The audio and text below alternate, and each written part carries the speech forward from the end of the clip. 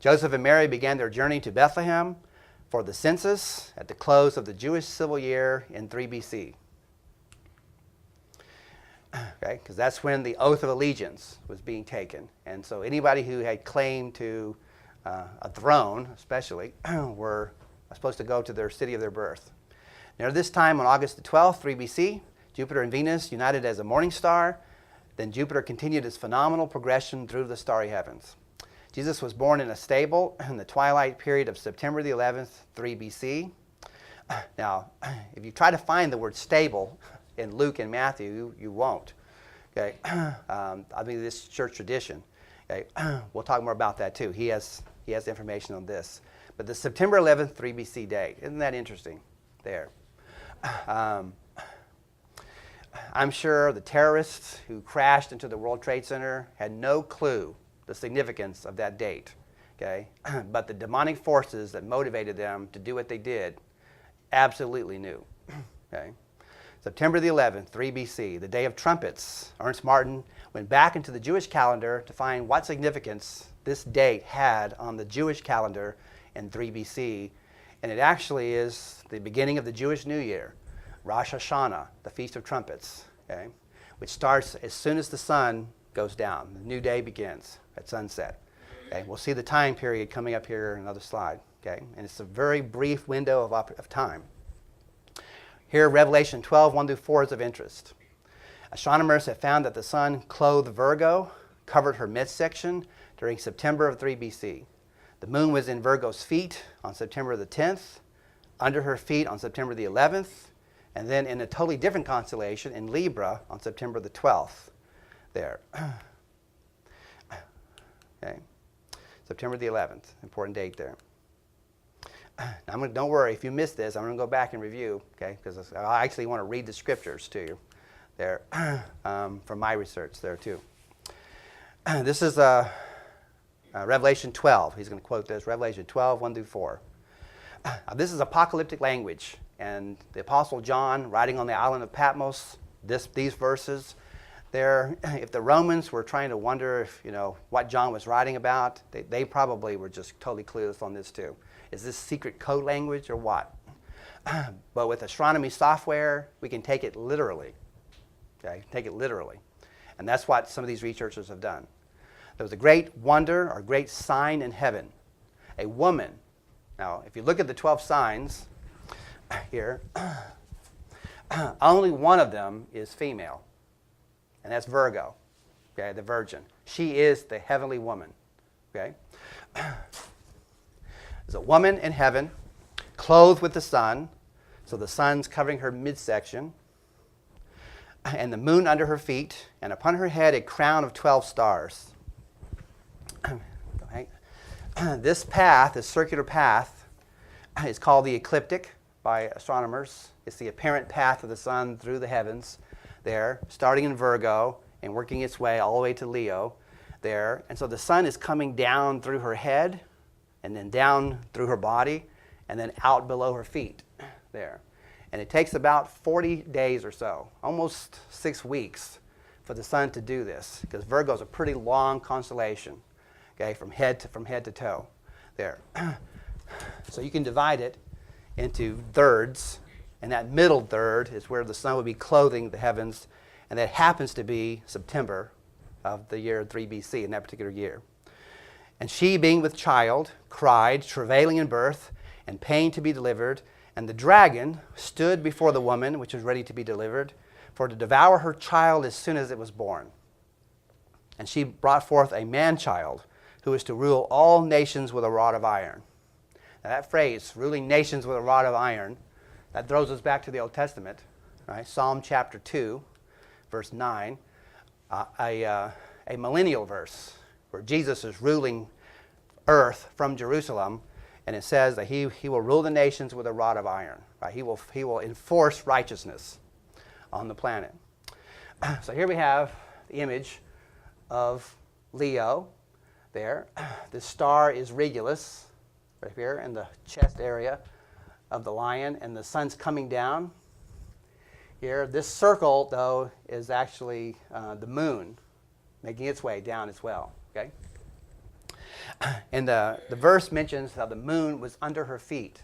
And that only happens on one day of the year. On September the 10th, it's here. September the 11th, it was there. And September the 12th, it's already moved into another constellation, Libra, the scale of justice there. Hold it up. So we have, he's labeling it here, Virgo, Leo, Hydra. Hydra is not one of the main constellations on the orbit, on the ecliptic there. It's one of Leo's 3 side constellations. We said earlier there were 48 total constellations. Remember me saying that? 12 of these are the main signs. In Hebrew, these are called the Mazzaroth. Mazzaroth is found in Job chapter 38, verse 32. God is telling Job, asking Job, can you bring out the Mazzaroth in its season? And of course, Job is silent. Okay? Job is silent for all 4 chapters of Job 38 through 41. Right? I love those chapters. Those 4 chapters, the longest divine monologue in the Bible. God is speaking uninterrupted for 4 chapters. How glorious. And even more glorious is Job is given a creation science test. 77 or so questions strictly about the universe, about all aspects of creation. There, being a science teacher, I'm partial to science. Okay? And God's mentioning astronomy. He's mentioning geophysics. He's mentioning zoology. We're talking about oceanography. Okay, just different aspects of science there. Dinosaurs are also mentioned in Job 40. Those of us in the museum know Job 40 through 24, the best dinosaur passage in the Bible. The behemoth passage is there. In chapter 41, the Leviathan passage, right? The fire-belching sea dragon of Job 41, mentioned in this monologue here. But God's asking Job, can you bring forth the 12 signs? Can you bring forth the Mazzaroth in its season there? Of course, Job can't, right? So he's just silent the whole time. But we have Virgo here, and then Leo and Hydra. Hydra, as I said before, is one of the side constellations. That's how I got off on my tangent. 12 main signs, 36 minor signs. Each main constellation has 3 minor signs called a decan there. Deca, those of you in school, Deca means 10, right? December used to be the 10th month. But Julius Caesar added July, named after him, and Augustus Caesar added August, named after him, and they made sure they had more days than any other month, right? 31 days each, right? And so that kind of threw our calendar way off there, because October was the 10th month, the 8th month, oct meaning 8, and November was the 9th month, December was the 10th month, but now we've got 12 months, right? So each of the 12 had 3 signs, and then so it's 12 plus 36, or 48 constellations total there. So here we have the moon at 7 o'clock p.m., September the 6th. The moon at 7 o'clock p.m., September the 7th. This would be September the 8th, okay, September the 9th, September the 10th, and then under her feet at September the 11th. Okay. This is cool. Okay? The sun clothing the woman mid-bodied while the moon is under her feet. The only time in the year this occurred and able to be observed, and because it's not a sign unless it can be observed, was from about 6:15 p.m. to 7:45 p.m. There's an hour and a half window where this prophecy is literally fulfilled in the heavens. Okay? 6:15 to 7:45 on September the 11th, 3 BC. The time period between sunset and moonset, basically.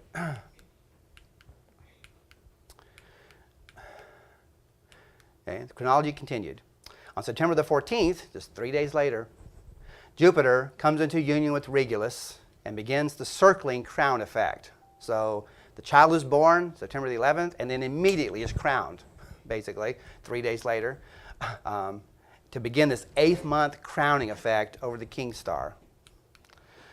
And that took place while Jesus was growing up. Okay? He was 1 month old, 2 month old, 3 month old. As this 8 months is happening in the heavens, Jesus is getting older. Okay? He's still a young child. 15 months later, when Jesus was a young child still, Jesus could stand now as a child. He probably could walk, I would think. He's in a house. You notice here in Matthew chapter 2. He's in a house, chapter 2, verse 9. The Magi arrived on December the 25th, 2 BC.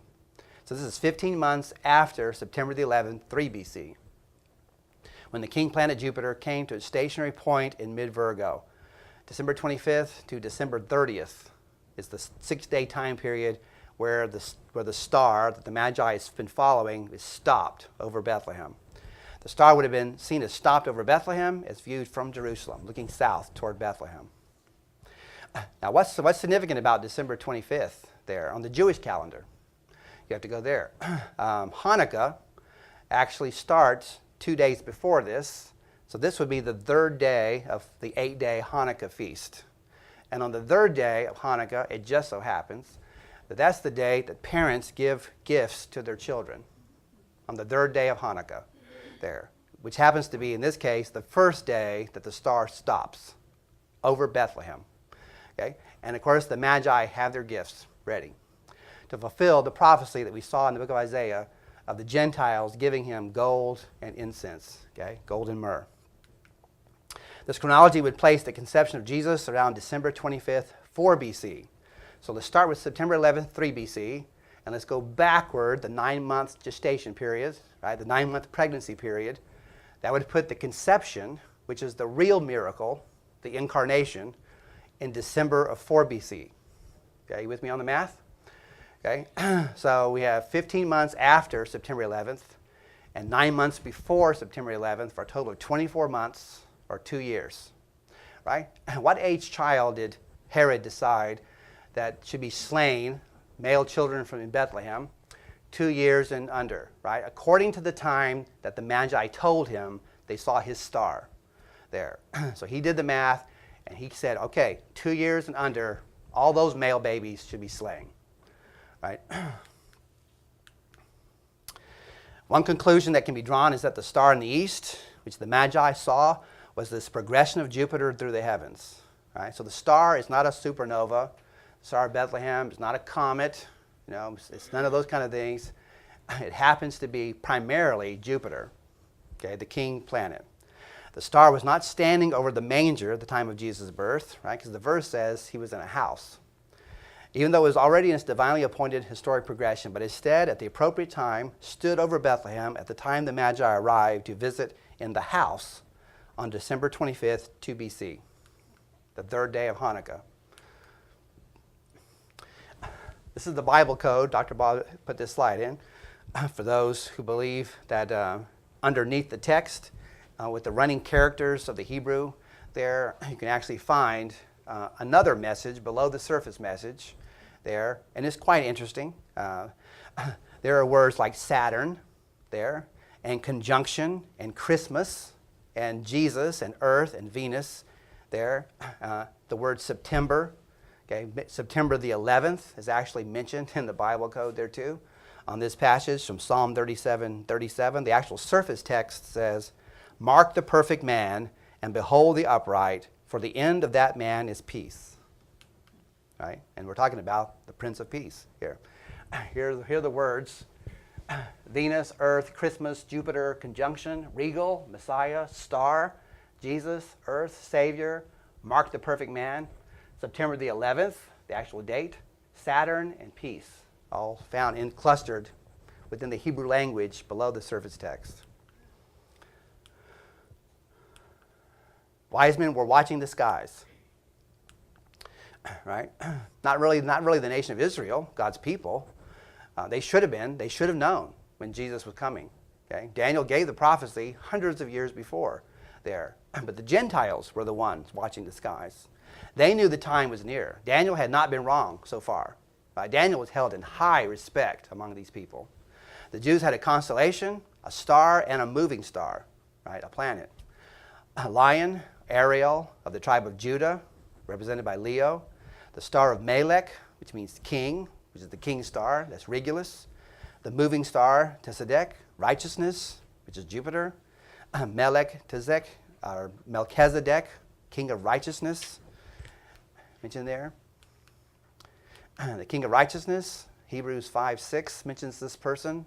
Psalm 110:4 also. As he saith also in another place, thou art a priest forever after the order of Melchizedek.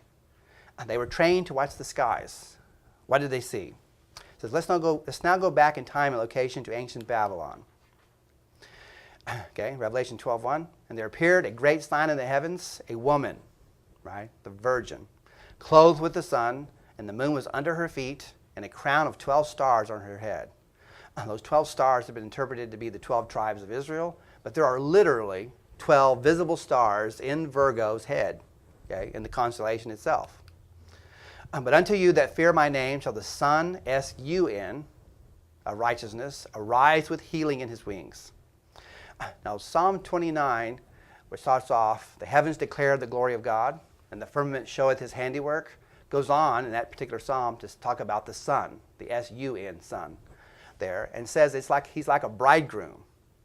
Okay, that reminds us of Jesus, like a strong man, ready to run a race, okay, through the heavens. And the racetrack the sun is running on is the ecliptic, through the Mazzaroth, through the 12 main signs. The psalm says that their language, they're speaking night after night, day after day, year after year, but no words. But it's a language that the whole earth can hear there and should be able to detect and perceive there. And this is the message that the stars are trying to portray. Okay? And it's all about Jesus. Malachi 4:2 talks about the sun of righteousness arising with healing in his wings. This is showing an image of Virgo here. And then Leo up at the top. Maybe you can see the lion there. The Creator visited his creation. Here's the heavens declare his glory, Psalm 19:1.